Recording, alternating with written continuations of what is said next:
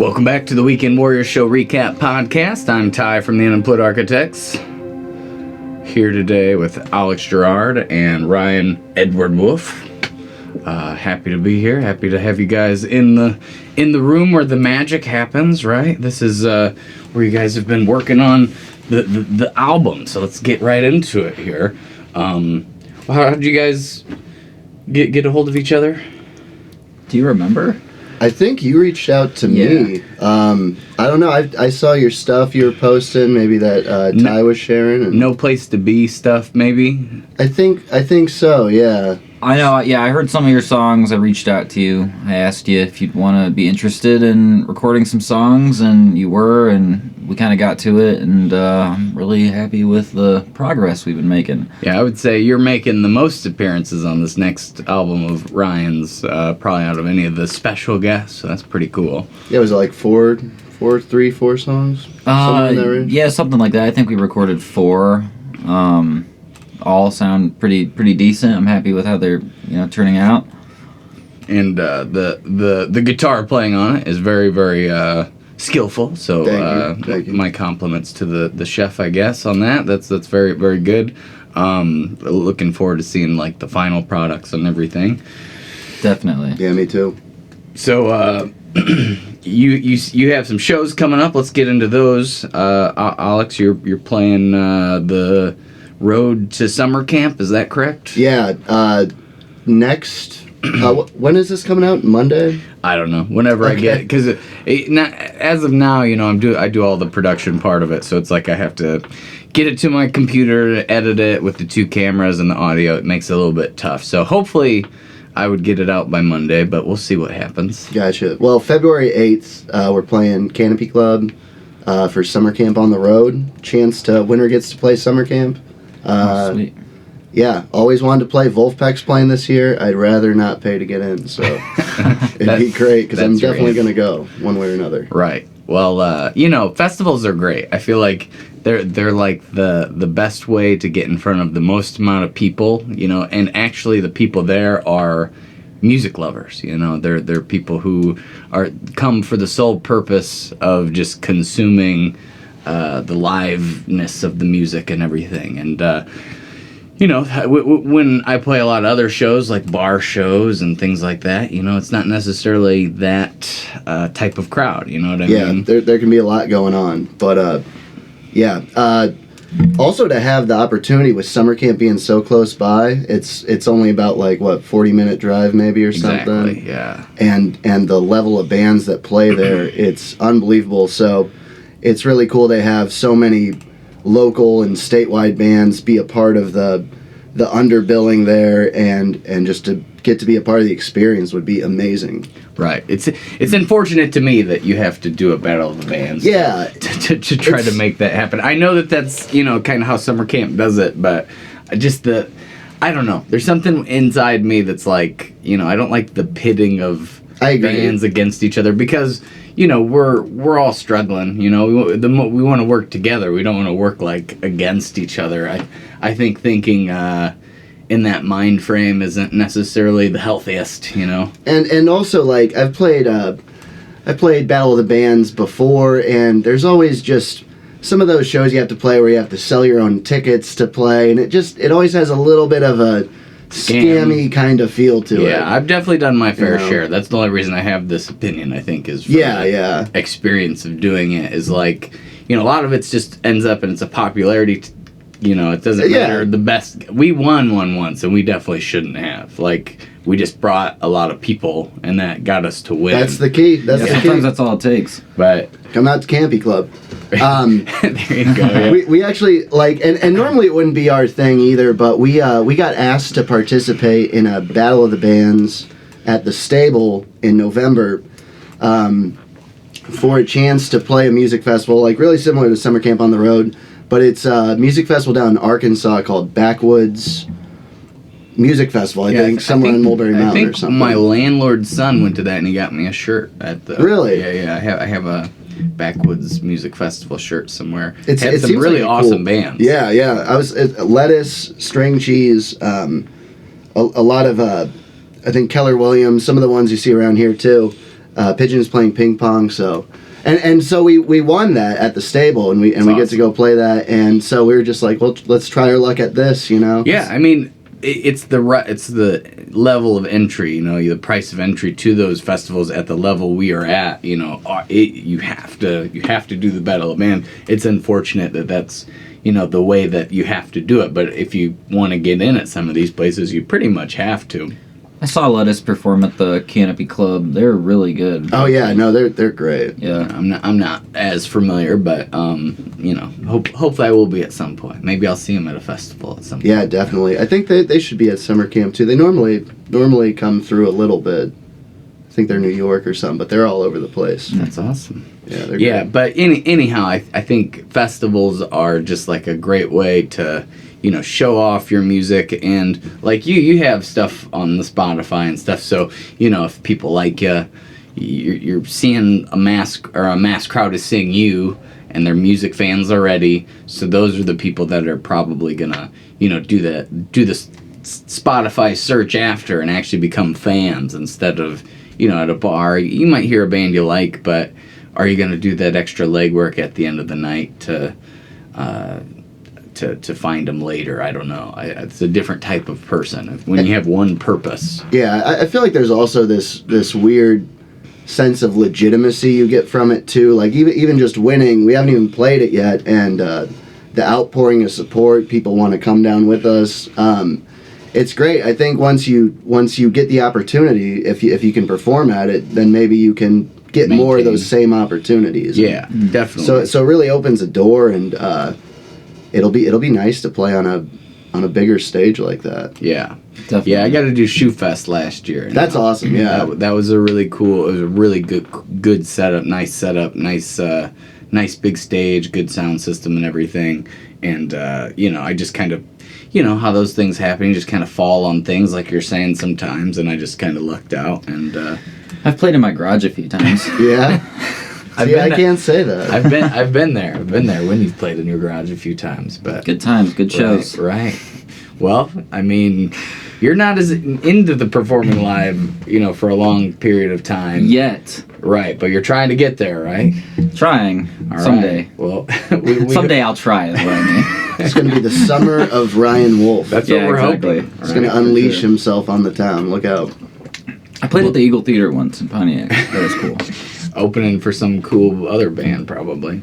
But anyway, so what shows other than that? You said you might have one Thursday coming up too? Yeah, I'm actually going to be playing tonight out at Night Shop for Record Heads Club, Vinyl Club.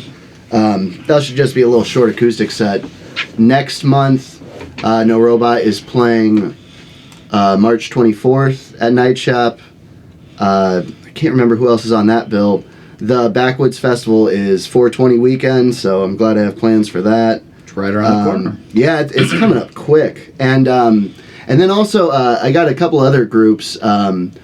We actually have an album coming out tomorrow with Brandon Cattle and the Branding Irons. Oh, sick. I think it's I've heard called, you talk about them it's quite fun. a bit. Yeah, that's real fun. I got an opportunity to, I think just, they wanted me to play a show with them in 2 weeks, like back in September. They're like, do you think you could jump on, play guitar in 2 weeks? And I was like, I don't know, send over the songs. And they're just kind of some really, really great, like kind of punk with a real, like a country feel to it. That's cool. Yeah, it was I was a big fan of that, and yeah, we got an album coming out tomorrow. I think it's called Not Your Grandpa's Country, and we got a music video coming out soon.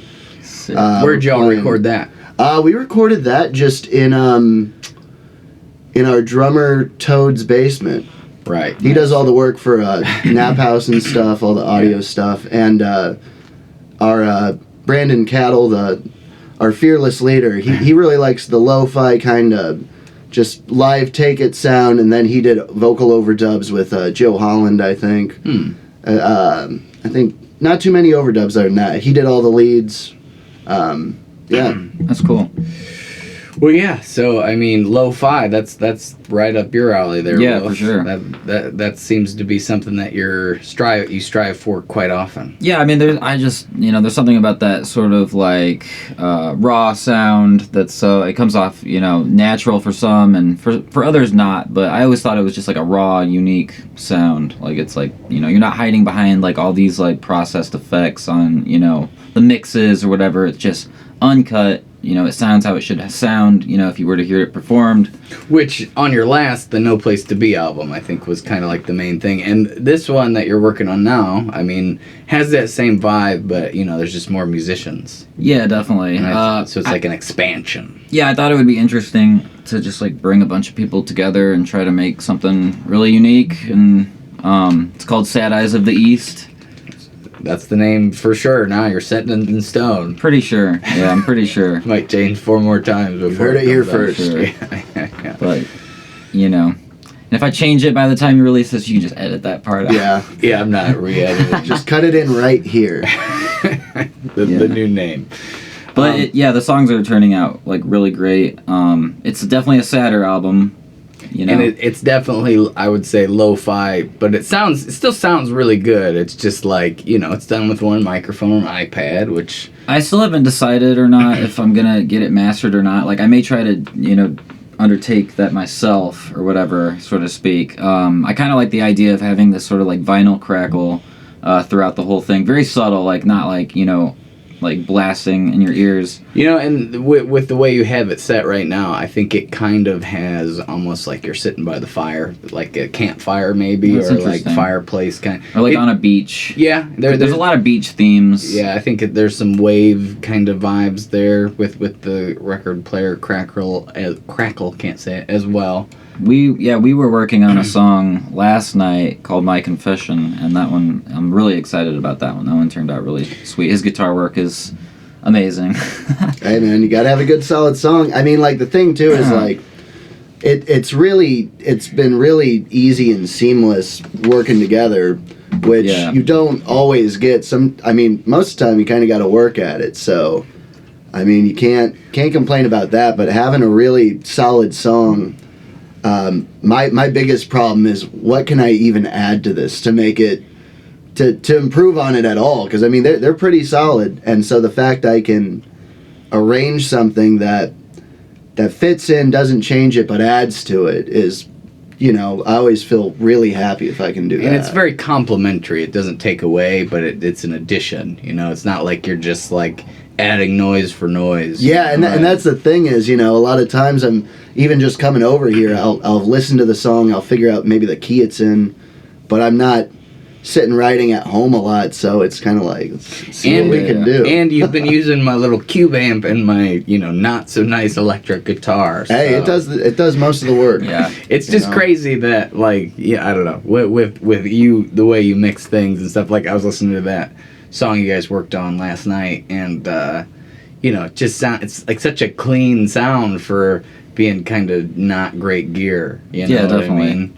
I've always said that about you, Wolf, is you're like the king of doing a lot with a little. You can it's something about your ear and the way you know how to use the iPad and everything. It just seems like you always get the best out of something, even though it might not be like the best quality to begin with. I'm just impressed with like how far the iPad technology has come, because like I started doing these like recordings like on an iPad, Right. But it Generation was 1, right? It was generation 1 or 2, and using the iPad microphone itself, not an external mic. yeah, right. I just Which used is crazy. Used to plug in the headphones and just record it straight into the mic, and it sounded pretty awful a lot of times, just because it's like, those microphones aren't, necessarily meant for that type of recording or whatever. But yeah, it's like you try your best to make those like really. And I feel like making those tones with that microphone sound as good as you made it was like good training for when you actually got use a decent microphone. Yeah. Now it's easier, like you don't have to work as hard,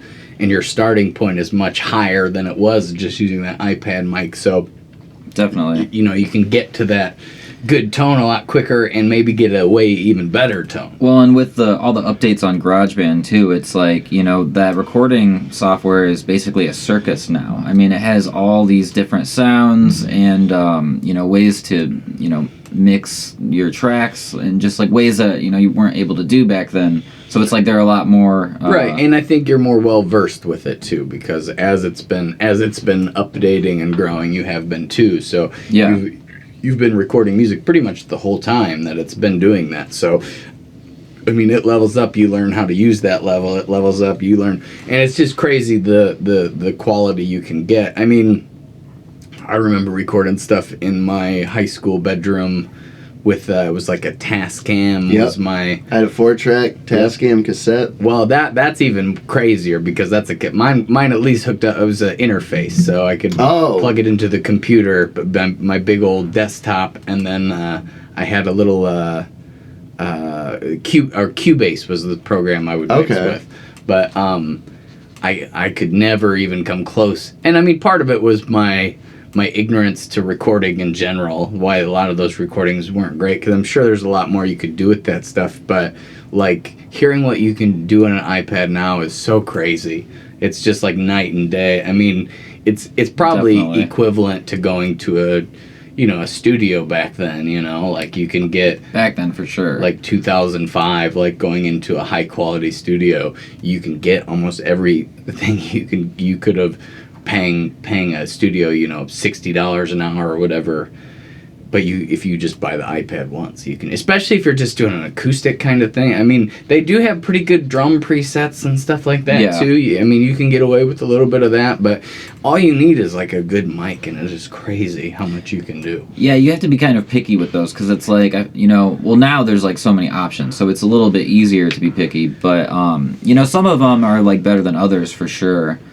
Just kind of depends on like the sound you're going for, obviously. Like some of the drum packs and like, you know, the one thing I'm not like super crazy about is the bass. Like you can get a nice bass sound, but you know, some things that you can like do on an actual bass, you just like can't do that on an iPad. But in that same, along the same line, if you have a mic though, you could just mic a bass amp. Yeah, for true. Get a good sound, because I've done that with one of our tracks. We recorded our song, the Trilogy song. We tracked it all on the iPad. So, I mean, I just, you know, used this, or I think it was a different mic, but a similar mic to do the bass and got that all tracked. Did a couple different takes and just let the engineer kind of, you know, and it sounds really solid. So, I mean, even though you can't necessarily get like a good internal bass sound, which you can get good effect, like good synths that add bass, but it's not going to sound like a true bass almost unless you have, just like the drums. It's really hard to make the drums sound like an actual drummer. Unless, for sure. Unless you mic up, you know, you get your 5 to 10 drum mics going. That's what I meant. Yeah, like it doesn't work for like everything you're trying to do, but like say you were trying to do like a pop song or even like a hip hop song, it's really good for that. Yeah, and I mean, you know, I think that's to an extent where a lot of people's heads are nowadays. Anyway, I don't know. We might be living in the Stone Age a little bit with our you know, our instruments. Yeah, Trying to bring rock music back, man. Well, for you sure. know, It's been a while. there'll always be people who love it, you know. There's just more variety. I think that's kind of a crazy. People see me playing recorder these days. They're like, "What is that?" That's what brings them to the shows. That recorder. Playing hot cross buns. Yeah. B-A-G. Really gets people moving. Yeah. I do this unique rendition of "Mary Had a Little Lamb." It's great. Brings you right back to grade school. Nostalgic. You could bring your uke too. Do a little uke action. I would just have the whole one-man band, have everything attached to you. I've seen some pretty crazy iterations of that where there's like ropes tied to different things. Yeah. Have you seen that one where the guy's so. like he's like dancing pretty much, but he's playing at the same time, and he's like all these different. Or the guy who's covered in bike horns that are different keys, and he's like, I don't know. I've just seen that one. squeezing his arms together and stuff to hit all the notes. That's genius. Yeah, it's a good workout too. I imagine. yeah. Gotta be pretty limber. So, sure. where have you been playing lately? Because you've had some shows recently, right? Or Yeah, we've been mostly playing Stable, a lot Night Shop. What we've really been doing lately is we've been getting ready to go into the studio, record this next EP we have. Awesome. And where are you recording that at? We're going to be going to Tone Good Studios in Champaign. Awesome. So not too far of a drive. That's good. No, not too far. Our drummer Toads has another band called The Recombinants, and they record up there. It sounded great. I'm really green when it comes to going to studios. I don't know a whole hell of a lot, but so I'm kind of deferring to him on this. He recommended there. I think we're going in April 1st to have a full day, and then hopefully we'll have the album out in May. Nice. That's pretty idealistic, but that it's good to have goals. How many songs is it? It's only 5 songs. Okay, so that seems more doable. Yeah, and that was the thing was like that's at first I was like only 5, and then if you're trying to do them that with that quick a turnaround, it would be hard to do like a 10 track. I think 5-6 songs is kind of perfect for an EP. Yeah, no, definitely like. And it's just kind of what we got ready to go right now. And you're doing a lot of pre-production stuff, so that should smooth things out. Yeah. And that to me it was kind of like a rehearsal, like when you practice to go play a gig, you run a set.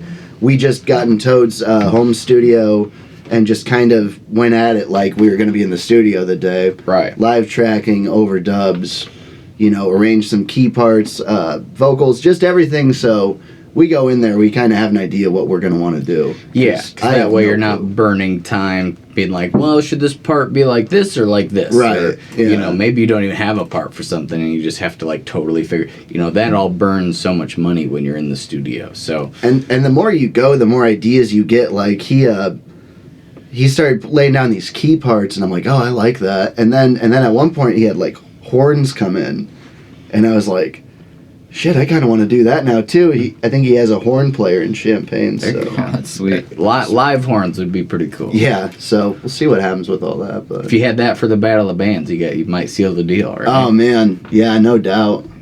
No doubt. Having a horn section. It's hard to have a big band though. I feel like you mostly play 3-piece. Yeah, I love 3-piece. It helps a lot. We used to be a 6-piece like 8 years ago, and like I remember one time we got paid $50 to play a gig, and I lost the money.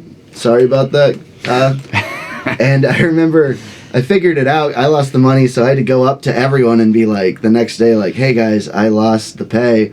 I owe you $8." And they're like, "Don't worry about it." Yeah, $8 is.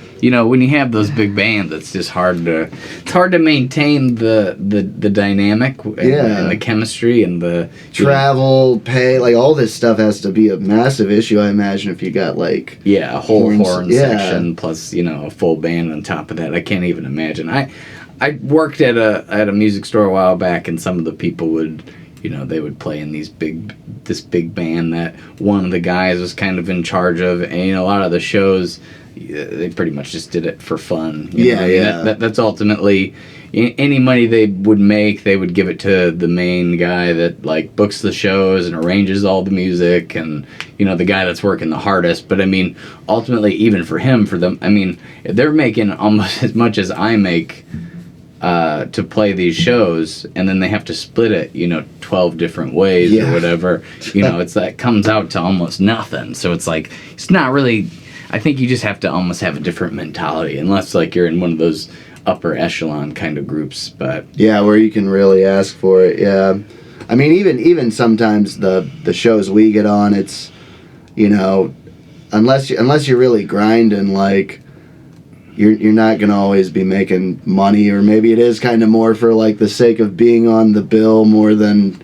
There's always these trade-offs with stuff like that. There's a balance for sure. Yeah. Because we started getting paid like for some better gigs, but it's of course like longer hours, more covers, things like that, and I always like with us, I just think it's best just a tight hour, just a power hour on and off, and that doesn't always net you as much as like a 3 or 4 hour set. Yeah. I mean, especially.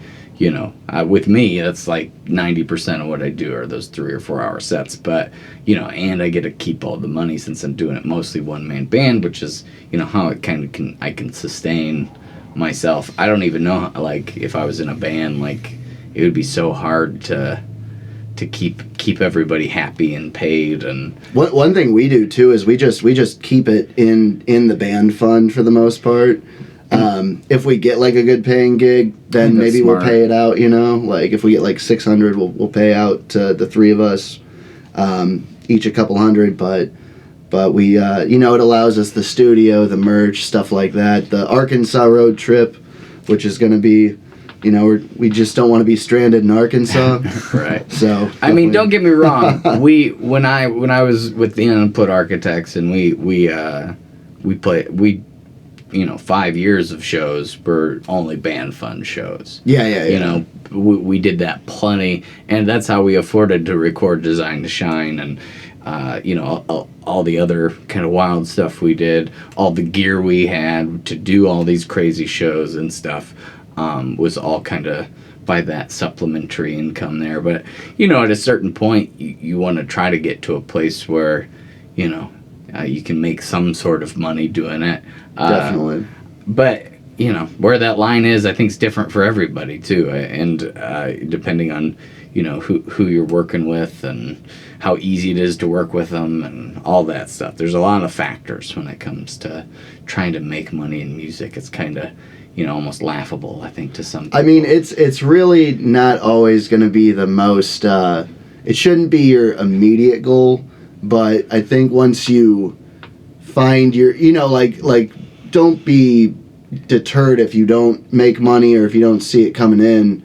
I think eventually you'll get there, you'll find your road to how you want to go about it, but it's definitely not the it's not what should bring you to the of. party. It's not what should bring you to the party to make money. I mean, I think that, again, if I said that was the goal for me, it'd be laughable. Like, I'm going to become a musician so I can make money. Yeah, exactly. Said no one ever. But you do want to at least at some point learn how to kind of, support yourself. You need to be self-sustaining with that, And it's hard to get there. It's very tough. And, I mean, you do end up, like you were saying, the trade-offs. There's a lot of trade-offs. But it all depends on how you look at the trade-offs, too. Like, I love doing Shoe Fest. That was great. Yeah. And I made a little bit of money. It wasn't like I made nothing, but it wasn't, comparatively what I might make for a different show. And, but those different shows are great for other reasons. You just have to really focus on, you're saying like you only like doing like a tight hour, which, is great, I think. I mean, if you can get that down, that's awesome. I think that sometimes doing the longer sets for me, it makes me, become maybe a little more in the moment. Because I'm not just playing the same set every time. But I like to also try to have a tight hour too, So it's like, for me, I'm always trying to be like, kind of, I can do anything that anybody needs. I try to fit into any, and I think that's how I've become, a little bit more sustainable, is just by, making all the trade-offs that and like I said, everybody's line is different. But in order to make some sort of money doing this, I think you have to have those trade-offs and you have to decide where that line is, what you're willing to do, when you're willing to cross it, and I think that's kind of how you end up and find your place to an extent. Yeah, you got to be available, professional, versatile. I think that's the word I was looking for earlier. But I agree. And if that's not your thing, that's fine. I mean, you don't have to fit into every market that there is. But then you're going to end up in the amount of money you would like to make from it becomes a little bit smaller. Because if you can do all the things, you can have all these different revenue streams, for the festival shows or the merchandise, and then you have the cover shows, and then you have bar shows, venue shows, all these different types of shows. If you can fit and do every one of them, then obviously your schedule becomes very full. If you're like specific, like, oh, I'm only going to do original music and I'm only going to do this amount of time, that's fine and that's great. You'll probably get that hour down like super tight, but the amount of money that you could potentially make probably shrinks to an extent. Oh yeah, because those aren't always the best paying gigs for sure. A lot of time you're splitting door money 3 ways maybe with the other bands or something, but it's hard to work in guarantees. I feel like with the original side. Starting to get there though. That's good. Starting to get there.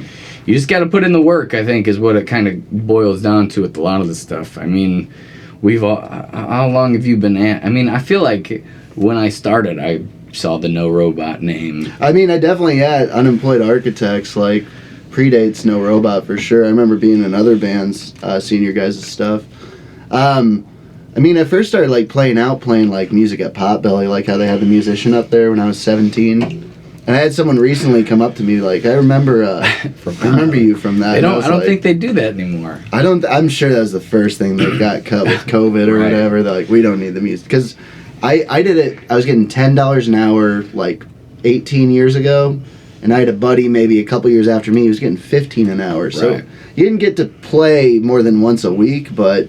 You got free sandwich, there you go. And like $30 a shift. I tried to get on over at the Potbelly, but they would never have me. I turned in several press kits, but this was probably quite a bit later than I should have got on top of it. And I do feel like once they kind of had their in-town people, they kind of just stuck to that. But I always thought that would be a cool, like, you're playing in Springfield, there's a Potbelly in Springfield, you do the lunch shift, get a free lunch, get the $30, get some tips maybe, and then go to the night show. It's like it was really a good setup for, like, if you were trying to, like, be a touring musician and go to different towns and play and stuff. But I think it's cool too, like, I don't know, like, you don't see that anywhere, especially around here, maybe somewhere in, like, Nashville or a bigger music town, they have, like, people in there playing all the time. But it was a great way for me to kind of, like, get used to playing to empty rooms, or at least people with their backs turned to you eating sandwiches. Was a real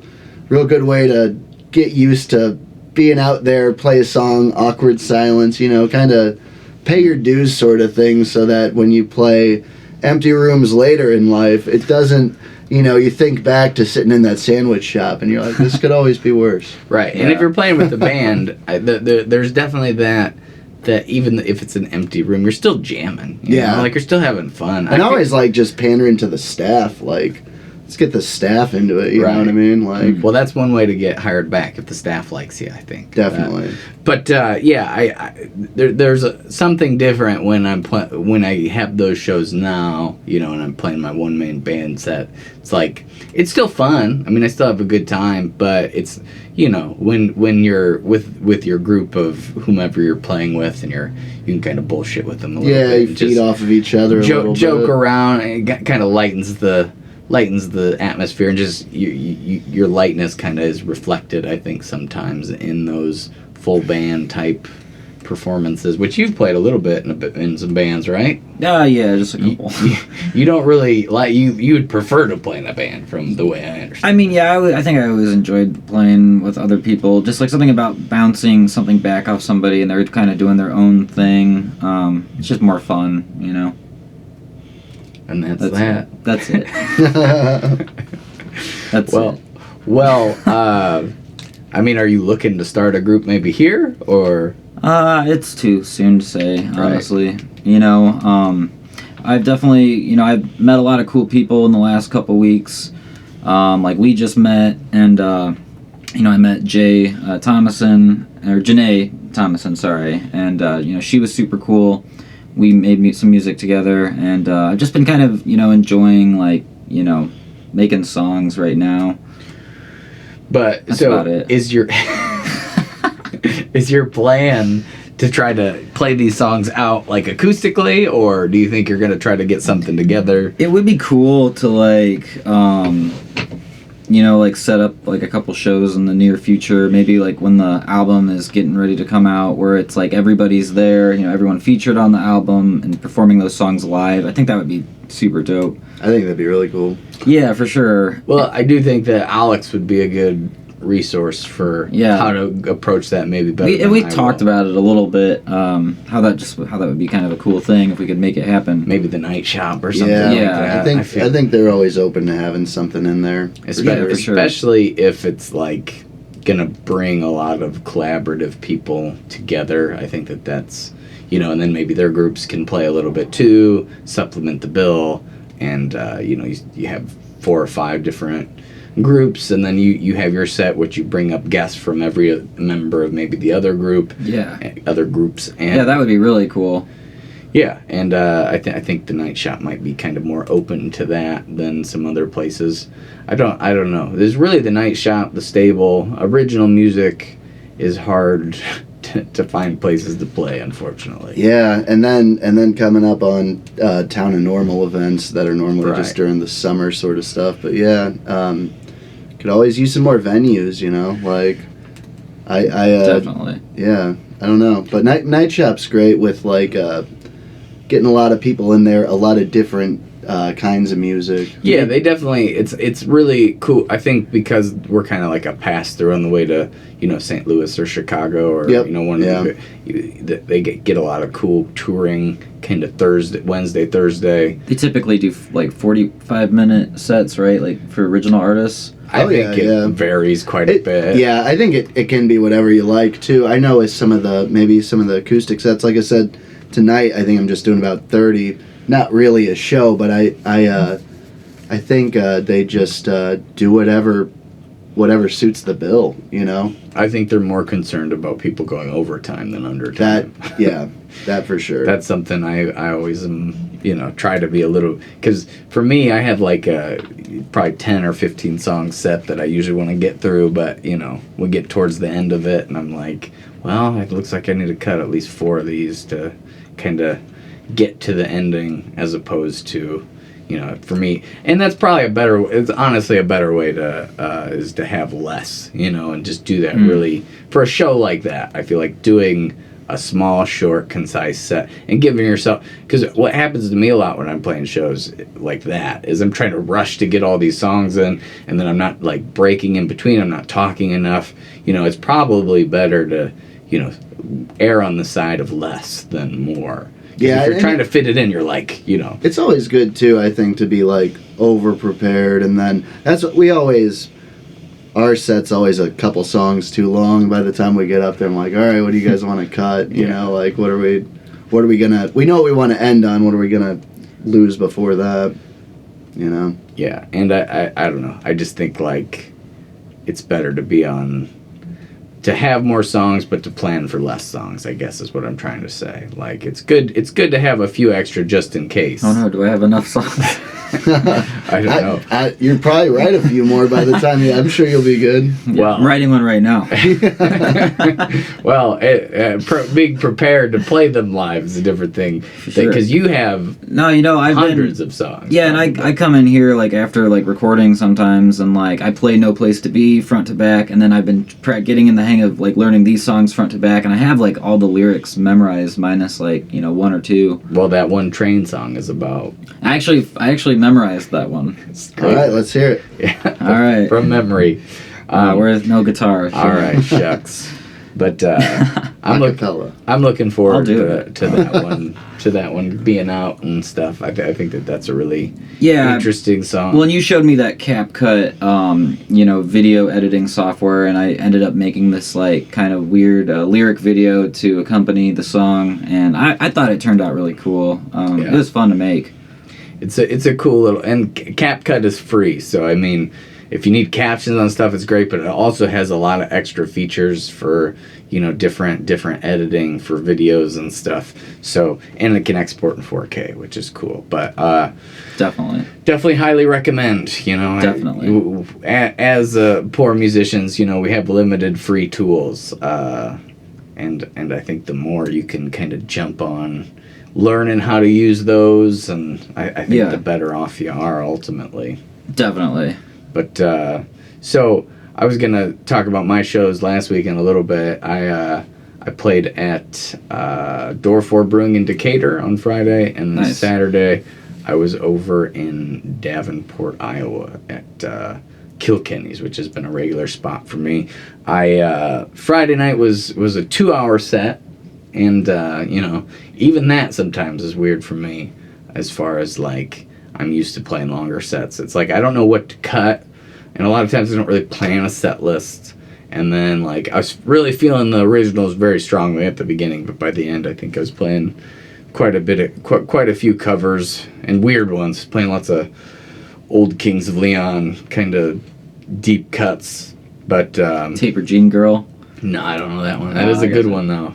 A lot of good old King stuff. I really like that one you showed me, last fall. What is that called? The one where he's like kind of screaming and getting into Charmer. Charmer. Yeah, that's a good one. That's a great song.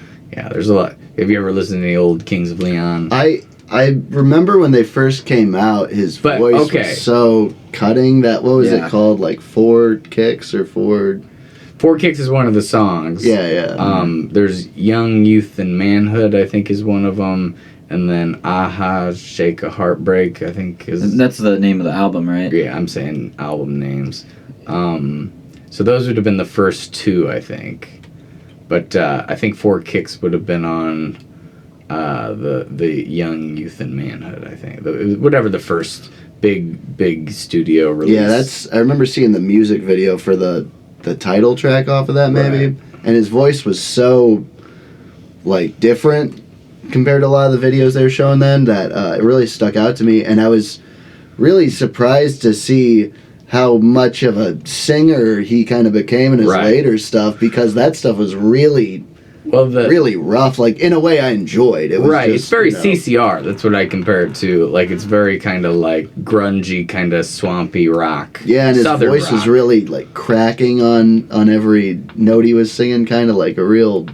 He has a really unique voice. Yeah. But there's a documentary out about them. I think you can even watch on YouTube, Talahina Sky, and you can watch some of the stuff of when they're really young, because they were in this traveling church, the three brothers, the other one's a cousin, but they would travel. Their dad was a traveling preacher, and there's videos of them singing in church where they are singing a cappella harmony that just sounds beautiful, essentially. So like it's kind of interesting that when they did the rock band, his voice doesn't, like, even before you can hear he can actually sing. He's just trying to maybe get away from it a little bit, or something. It's like he liked, maybe he just liked that tone more of it's more of a conscious thing to make his voice sound that way than just the natural. That's how his voice sounded, if that makes sense. I always wonder that with Bob Dylan. You know those Bob Dylan songs where he sings all like really singy. I know what you're talking about. Yeah. I'm wondering what's the real Bob Dylan. That's what I'm wondering. When I was living in Oklahoma, Talahina, that wasn't like too far away, and I was working on a farm, and there was this lady that I worked with, Sandy was her name, and she talked about how, those guys were always over at somebody she knew's, like, they had these, like, backyard parties, and they would just, like, show up and, like, play songs for everybody in the backyard. Wow. So yeah, well, that's featured in that documentary. They talk about those parties and stuff. Right. But just thought that was kind of interesting. Pretty wild. Yeah, and, they kind of got a little... they wanted to have some commercial success. It was pretty apparent. And, their sound kind of changed a little bit. Yeah, it got more to that arena rock kind of sound, which I still can appreciate. But that early grungy kind of gross rock stuff is my cup of tea for sure. Same here. I'm all about that gross stuff. It reminds me of, like, Modest Mouse. Like, I wasn't the biggest Modest Mouse guy when they came out. Like, Float On. Right. It was fine. Like, I liked it all right.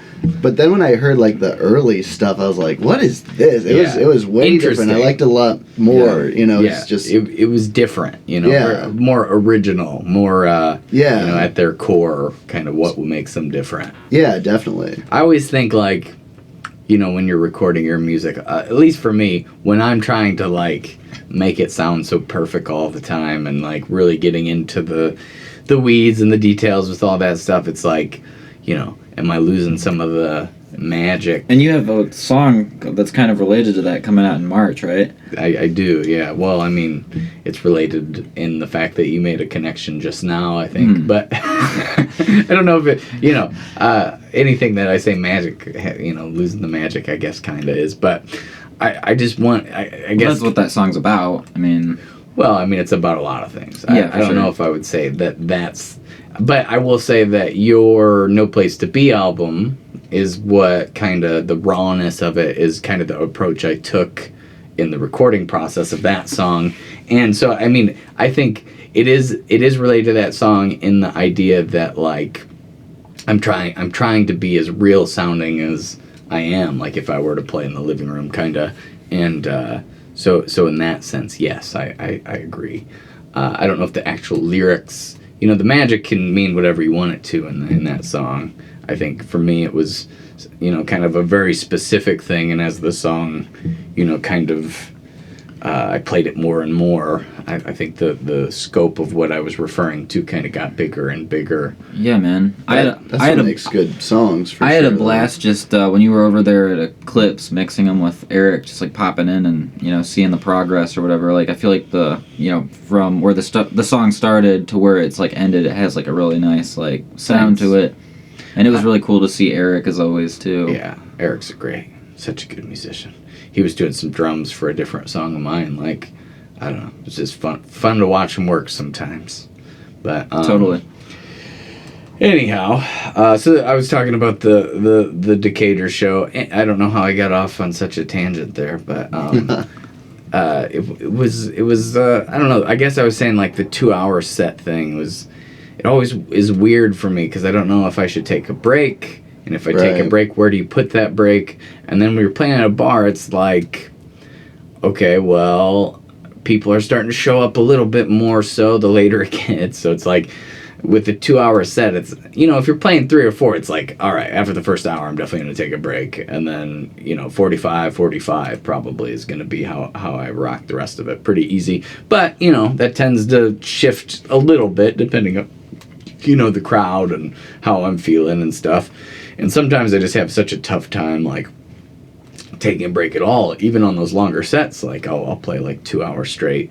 So I was like, you know, ended up and just played the 2 hours straight, but that's like a long set to do, you know, consecutively. So that it's like a weird spot for a set, I feel like. I feel you.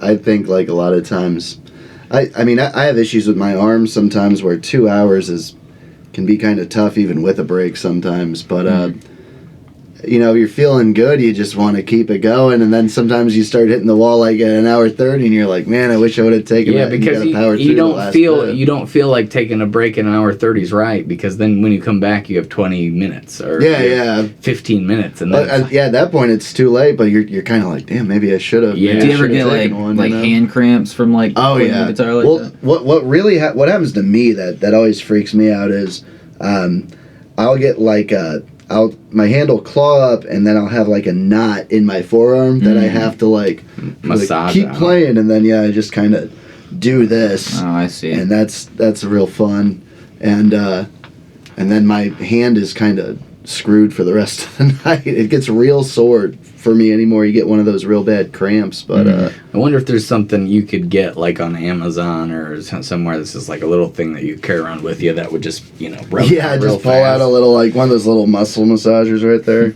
Just something. I don't know. That freaks me out because, you know, I don't want anything like that to happen to me. 'Cause I tendonitis, it's a real thing. I play these super long sets all the time, and, like, you know, if something like that happened and I'm just by myself, I'm just kind of screwed at that point. Drum solo, just foot drum solo. You know, the best kind of drum solo. Yeah. Well, there's a lot of preventive stuff you can do, and if you take care of yourself, you know, you kind of try to be healthy a little bit, hydrated. That shouldn't happen. Sometimes I kind of walk that line a little bit where I'm maybe not in the best shape to be doing that. But I mean, I definitely try to, you know, I'm always drinking water. I think that's a definite. It's a big part of it. Being a singer, you know, your voice, you know, it sounds kind of gross, but it is an instrument. You know, you gotta take care of it. You do, for sure. You do. You want to stay hydrated up there. You want to stretch.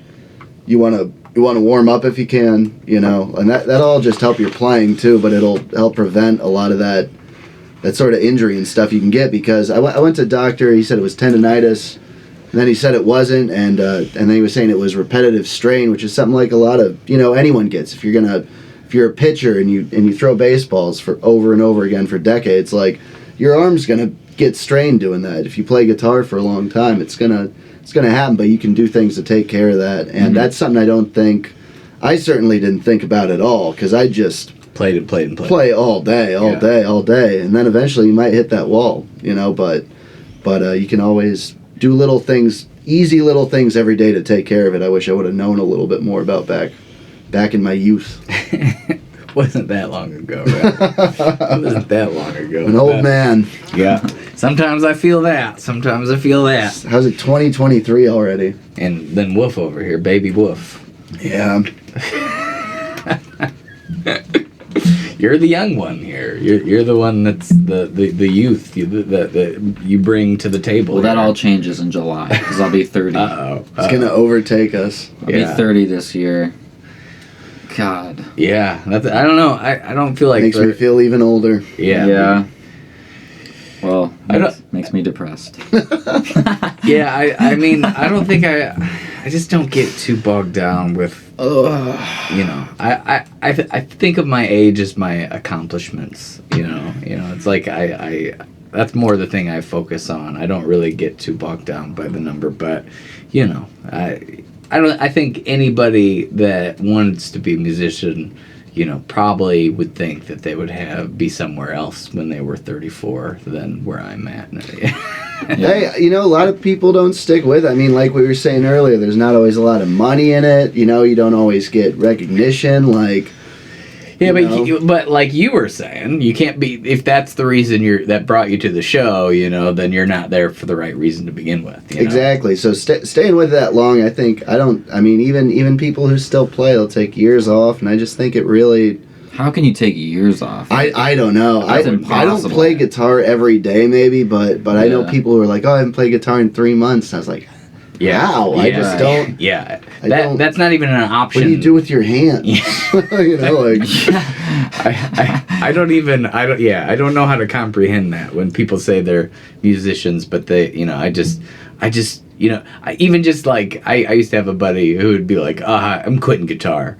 Be like, okay, like that's just a weird thing to say. Like, I mean, if you can play, why wouldn't you just do it sometimes? Well, like, why does it have to be an all-in? Or... I can almost relate, because, like, there have been times where I'm like, okay, you know what, like, I'm just going to take a break, like, you know a break like, is different. I can't do and this. And how long of a break do you end up taking? Well, my point is that, like, I feel like when you're, you know, a musician, like, that passionate about, like, you know, making music and playing music, like, I feel like just taking a break, like, I mean, what are you doing? Like, you know? Because, I mean, it is a little bit of a lifestyle, too, in a way, you know? When I first got, like, I didn't have any arm issues for a long time, and I remember we were playing EMAC Fest, and I just had something happen, like, I had the worst cramp of all time. The sound guy thought I got, like, electrocuted, because the way I, like, threw my arm off and stuff, and it hurt all day, and ever since that, hasn't totally been the same. And I remember it was real bad at first. I was thinking about quitting. I was like, well, you know, like, almost 30, my arm doesn't work anymore, maybe I should get a job, and I said, screw that. I'm going to use this shitty arm. I'm going to keep making music. Yeah. So, well, take that, life.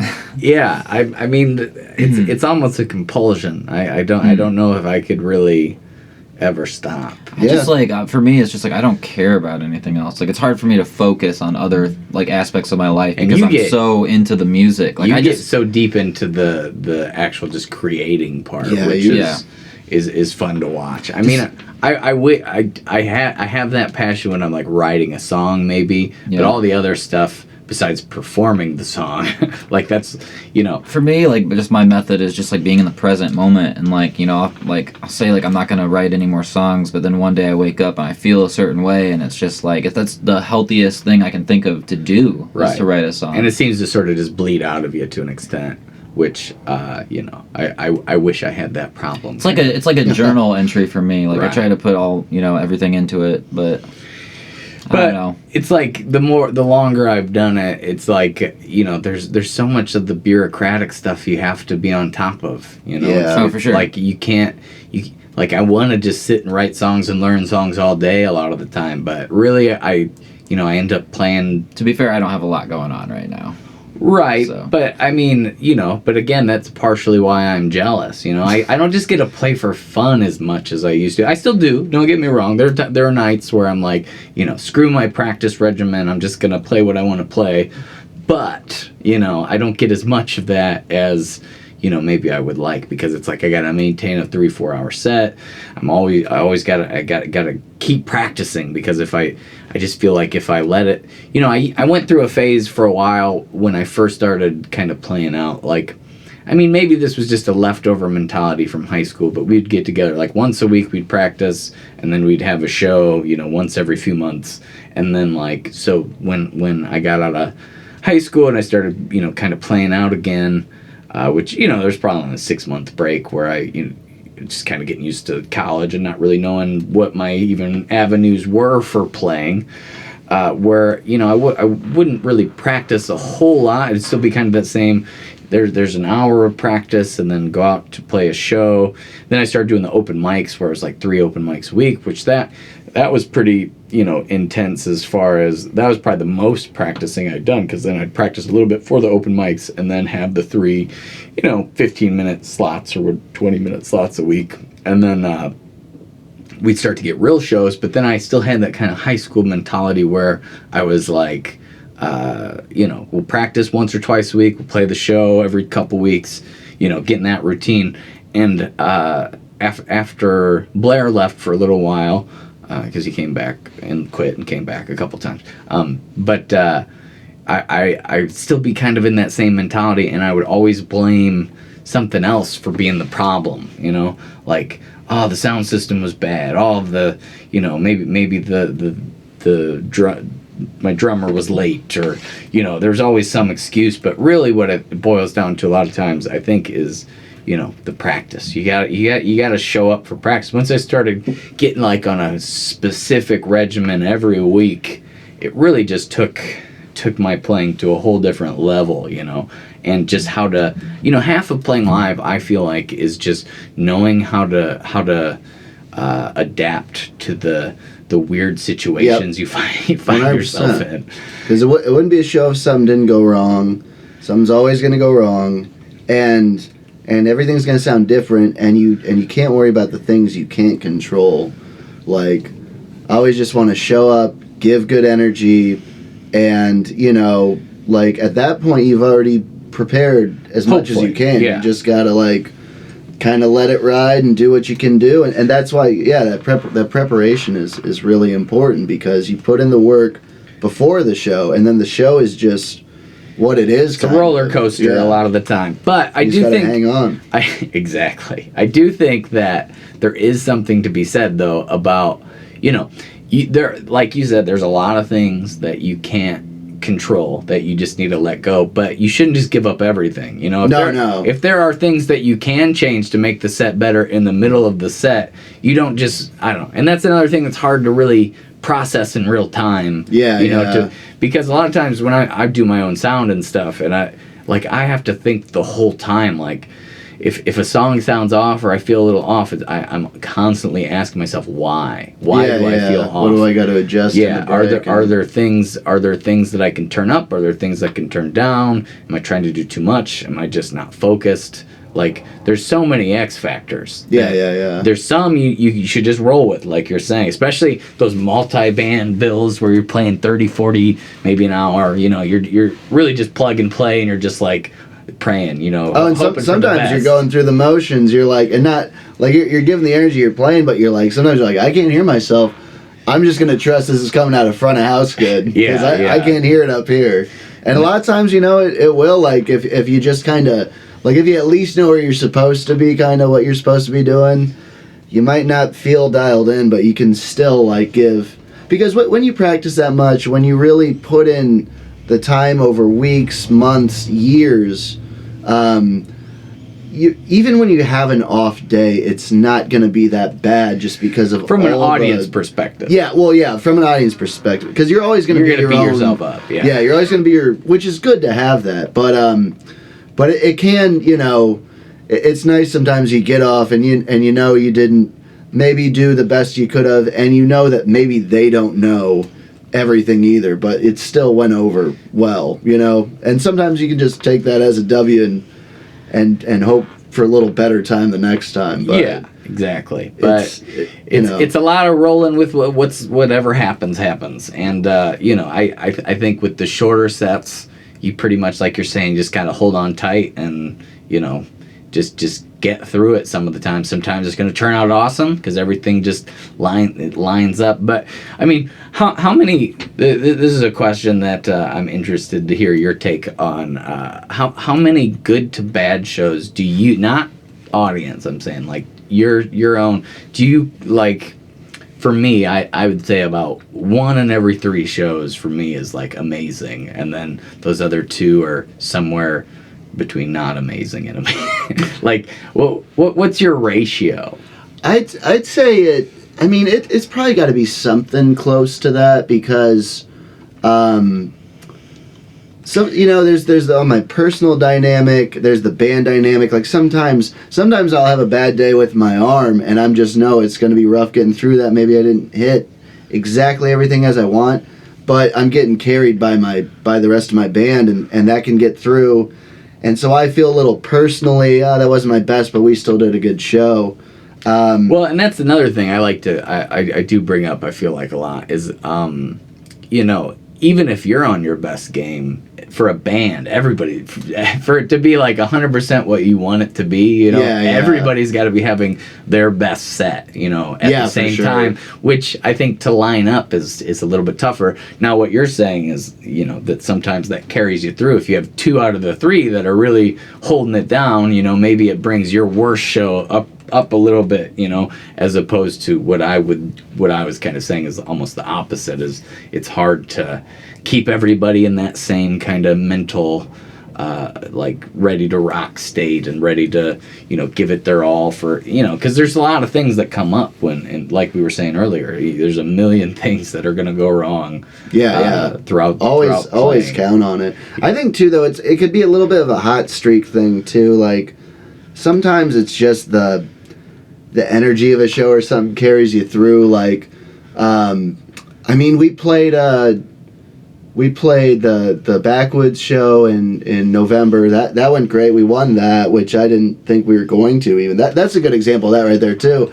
We played that, it was about 20-25 minutes set, 5 songs, and there's another band from Peoria that I just figured they were going to win because I've been seeing them for a while. They were really good, and I don't know. I just didn't. I don't know. You take on something like that. Sometimes I was kind of cynical about it. I'm trying to be less cynical, but I was like, it wasn't until the day of I was like, we could actually win this thing. Maybe I should start approaching it that way. But we played and we played that set, and I didn't think it was our best. I was like, there's this here, this there. It was kind of whatever, and we ended up winning. And then the next set. We played, or the next show we played was Shinzon and Formidable Foe, and because it was just like all the homies, just the energy of that it was an awesome set. We didn't stop playing once. We just powered right through an hour. It was great. Played Night Shop 2 hours, went great. So I mean, I don't know. It's really weird, but I think the best shows are just being prepared, going up there and not giving a fuck, bringing good energy, and just throwing down, just letting it all out there. It kind of helps me get rid of my nerves if I just kind of, like a lot of times we'll write a set and then we'll just go up there and just kind of throw it away and be like, what do you guys want to play? Yeah. Well, that's how I kind of do every show. It's hard for me to really like nail down the songs because I play one song and I use that for a reference. Oh, did they like that song? Yeah, right, maybe they'll like this song. And I kind of follow that kind of line of thinking. And sometimes it leads me to really weird places where I'm doing, like I said, this last Friday, I was doing a lot of old Kings songs because I knew that somebody there was a Kings fan, and he dug, the first one I did. So I was just like, all right, well, I'll do 2 more in a row. Like, I won't even stop. I'll just kind of do transition 1 to the next to the next. And then I'm sure everybody everybody else in the room was like, what is going on? But, so like, I don't know. It's hard for me to really nail down, and that's why the short sets are always so hard for me. I feel like it's just you're I feel like in a box almost. And even playing with a band, I've talked about this with some other people. I have a couple people I play with here and there, and when they show up, if they're like an instrumentalist, it limits the amount of songs I can play substantially. Yeah, so yeah. it's weird because then I'll have somebody come up and request a song. It's like, well, I can play that song, but he can't, or so it's like, I could do it on a break, I guess, or it's just kind of a weird dynamic doing short sets or doing band sets. I think the longer you're with the group, obviously, the longer you're with musicians, the more material you have together probably makes that easier. But I just haven't been with anybody since my main band, that the Unemployed Architects, that have that same chemistry and that same kind of catalog. I mean, we would be able to do 5 or 6 hours, no problem back then, between Blair and I. But now it's just hard to. I don't even know where I'm going with it, but you get what I'm saying. Oh yeah, I mean the 2-hour sets we played, we ended up having to like start just kind of. We did start pulling out covers more, and that kind of got me at least writing more songs or presenting more stuff. So, it certainly, like, I've been really proud about this last half year. We've gotten really good at just calling stuff out on stage. Like, I used to want to be really prepared going in, know exactly what we're gonna do, but anymore it's like we don't do a lot of banter in between songs, so we'll just kind of let a note hang or something. I'll just kind of walk up, be like, someone will either call out a song or I'll call it out, and then we'll start playing it and kind of getting really good on stage communication, which has been never a strong suit of mine. That chemistry that you build over time is like irreplaceable. Like, thinking of trying to get that back with another group of people is like so hard to wrap my head around, because it takes so long. I mean, that's years and years and years of cultivation. And also too, I gotta say too, like we haven't even been practicing regularly anymore. I just feel like we had Toads join this year, and he brings so much to the group as far as his knowledge of music production and just theory. He plays all different instruments, but he really has helped kind of anchor a lot of that for us up on stage. Like, I think we just have this confidence where we put in the amount of work we need to at practice, and everyone comes prepared, and we're able to do these things because everyone is seasoned enough. Maybe not together yet, but when we come together, we still get it done. Like, part of the reason I'm able to play in Brandon Cattle, some of these other bands, ZD, is because none of these bands practice every week, but when we get together, we still schedule our time. Very focused practice. Very focused practices, very like serious people who've been playing a long time. And very good musicians a lot of the time. So I mean, that obviously helps. I think some of the groups I think that maybe we weren't the best musicians, but we practiced a lot. Well, and that's what you got to do. I mean, we used to practice every week, and then we kind of moved to this place where we kind of don't. Yeah. And you've been doing a lot more, I mean, especially pandemic-wise. I mean, I remember you started playing a lot more kind of solo acoustic type stuff, which was interesting because I had never really seen that side of you. But I lived alone, and I was trying not to lose my mind because we were all locked down for 2 months. It was my only window to the world. Yeah, it was a weird time for sure. People were like, "Yeah, man, that kind of got me through." I was like, "That got me through every day," because I didn't know what else to do. I was like, "What songs am I gonna play tomorrow?" Right, and so playing acoustic, now you got an acoustic show tonight. Was that something that just pretty much started in the pandemic, or is that... Oh, no, going back to Potbelly. Right. That was kind of... and I mean, it's funny, though, it's two different gears, though. I get so used to the band thing now that it is, like, almost new to me again. Like, I have enough songs that I could probably do this 30-minute couple covers, but it's going to be really...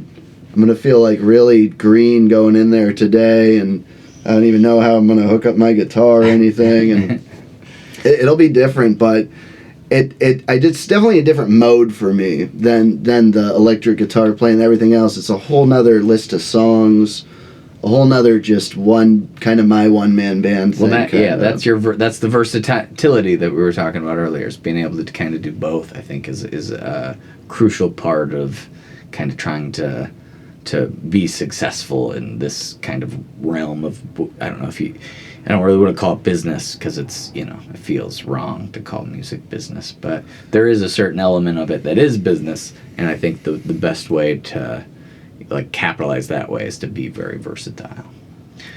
But anyway, I think we covered a lot of stuff. What do you guys think? Yeah, definitely. Absolutely. All right, so let's talk NoRobot stuff. How can people find you? Anywhere you stream music, we got it up there. And it's just NoRobot, all one word. All one word, NoRobot. And anywhere you stream music, got a website or anything like that, or just follow on Facebook and Facebook, Instagram. Bandcamp, Instagram, Spotify. And then also I have another band called Astroserf, ASTROSERF. Also all one word. We got a couple songs out, YouTube, Spotify, and that Brandon Cattle album coming out tomorrow. Music video on the way. Also Facebook, Spotify, all everywhere. Just look up all those things. Sweet. I'll put some links in the description as well. That'd be great. And then woof. I have a recent album, No Place to Be, on Spotify and everywhere else you stream music, and I'm currently working on my new album, which should be out sometime probably this spring. And it's awesome to look forward to. It's always good to have something, coming up that you're excited about. And then he's going to play some shows probably, too. Probably. With these new songs, which will be great. And then, you can just search The Unemployed Architects or TyJon Charlie anywhere you stream. Got a new single coming out March 10th. So I think that is about it. Thanks for having us. Yeah, thanks for so coming much, on man. anytime. It's always good to have people to kind of talk shop with, so I enjoy it. So, all right. I think that's it.